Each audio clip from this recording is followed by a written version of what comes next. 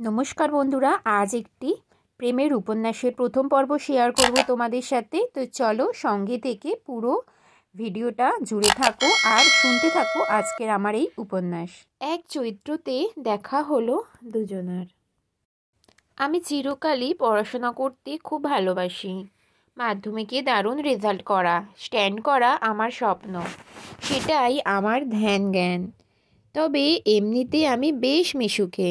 স্কুলে অনেক বন্ধু, বেস্ট ফ্রেন্ডও আছে একজন। তীব্র কম্পিটিশনের দরুন শত্রু অনেক, আর অনেকের সাথে আমি নিজেই দূরত্ব তৈরি করে চলি।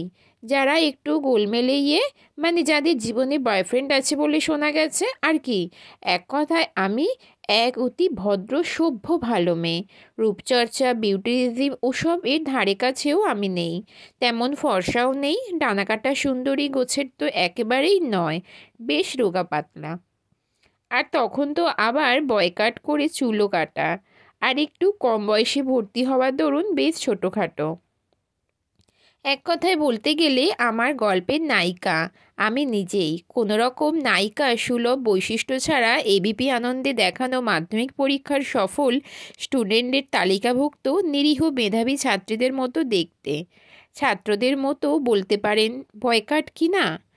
বরাবর গার্লস স্কুলে পড়েছি, মাধ্যমিক অবধি খুব একটা টিউশনও ছিল না। যেগুলি ছিল সবকটিতেই শুধু মেয়েদের ব্যাচেই পড়েছি। মানে আমার কখনো ছেলেদের সাথে বন্ধুত্ব করার সুযোগই হয়নি।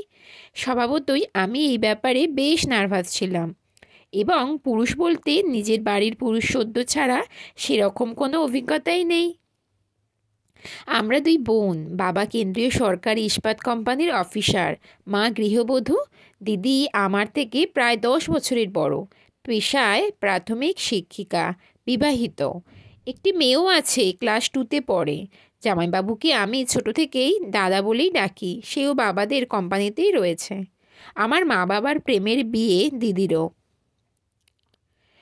কিন্তু এমন পরিবারের মেয়ে হয়েও এই প্রেম ব্যাপারটার স্থান আমার পছন্দের তালিকায় একেবারেই ছিল না। আমার মতে পৃথিবীতে যাহা কিছুই ঘটিয়া যাক না কেন, পড়াশোনা সবার আগে। কারোর জন্য কিছুই জন্য তো কম্প্রোমাইজ করা যায়ই না। আর প্রেম সেই পথে বাধা সৃষ্টি করতে পারে বলেই সে আমার পছন্দের তালিকাতেই নেই। তাই আমি ওসব প্রেম টেম নিয়ে একদম ভাবি না, আর ঋত্বিক রোশন ছাড়া কোনো ছেলের দিকে তাকাই না।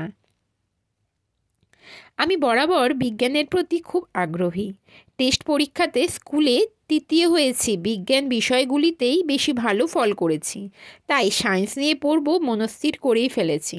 মাধ্যমিক হয়ে গেছে, বেশ ভালো হয়েছে পরীক্ষা। এখন আমার লক্ষ্য সামনে এগিয়ে যাওয়া। ডাক্তারি, ইঞ্জিনিয়ার বা উচ্চশিক্ষা ওসব নিয়ে এখনও কিছু ভাবিনি। আপাতত শুধু পড়াশোনাতেই মনোযোগ দিতে চাই। মাধ্যমিকের রেজাল্ট বেরোনোর আগেই ক্লাস 11-এ সায়েন্সের টিউশন শুরু হয়ে গেল, কিন্তু আমি পড়ে গেলাম মহা মুশকিলে। এখন তো আর আগের মতো আলাদা করে মেয়েদের ব্যাচ পাবো না। কী আর করব, মনে এক রাশ দুশ্চিন্তা আর খানিকটা দ্বিধা নিয়ে সায়েন্সের জন্য 4টি আর বাংলা ইংরাজির জন্য একটি কমন টিউশনে ভর্তি হলাম। তখনও জানি না আমার জীবনের সেরা মুহূর্তগুলো এখানে সৃষ্টি হতে চলেছে। সবার প্রথমে শুরু হলো কেমিস্ট্রি টিউশন।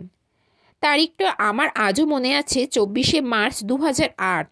সকাল 8:30টায় স্যার পড়ানো শুরু করবেন। আমি সব সময়ই খুব পাংচুয়াল, তাই সোয়া 6টাতেই পৌঁছে গেছি। ওমা, গিয়ে দেখি বারান্দায় সবাই প্রায় ছেলেদের চটি, জুতো খোলা, একটিও মেয়ের চটি নেই। আমি তো বেজায় ঘাবড়ে গেলাম, এখন কি করি। ভেতর থেকেও শুধু ছেলেদেরই কথা আর হাসির শব্দ ভেসে আসছে। ভীষণ নার্ভাস লাগছিল আমার। পেটের মধ্যে ভীষণ চেনা ঋণাত্মক অনুভূতি যেন দলা পাকিয়ে উঠছে।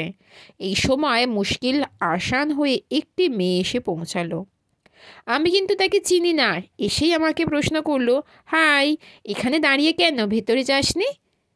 এই এমনি, এক্ষুনি এলাম তো। ওকে দেখে হাঁপ ছেড়ে বাঁচলাম, কিন্তু ওকে ভেতরে না ঢোকার কারণটা তো আর বলতে পারছি না। তাই কোনো রকমে ম্যানেজ করলাম।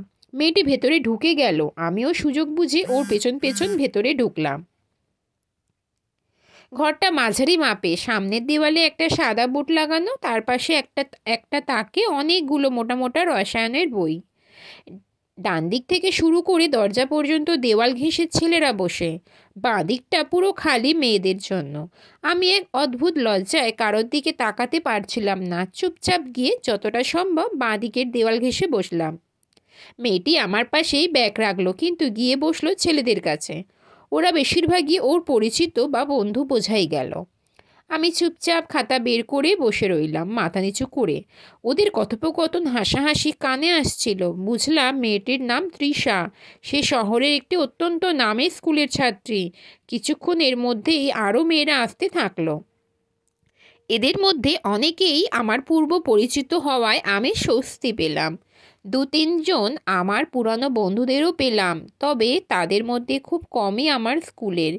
মিনিট 5-7 মধ্যেই স্যার এসে পড়লেন। ভর্তি হওয়ার সময় ওনার সাথে আলগা পরিচয় হয়েছে। মধ্য 30-এর মিতভাষী যুবক, হাসি মুখো, কিন্তু দেখে মনে হয় একটু রাগীও বটে।